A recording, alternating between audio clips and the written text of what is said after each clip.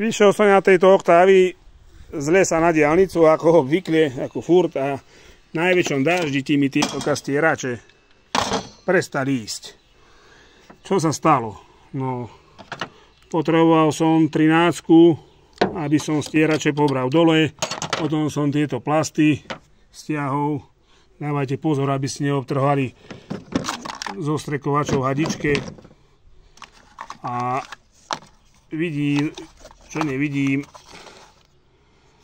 matka mi chýbala z tohto mechanizmu, tak som potreboval zase 13, aby som ju namontoval naspäť. No len ako prišiel som na to, že má byť skoro vodorovne to ramienko od motorčeka, to prvé, že by tie stierače nestierali po motore a kade nechcete.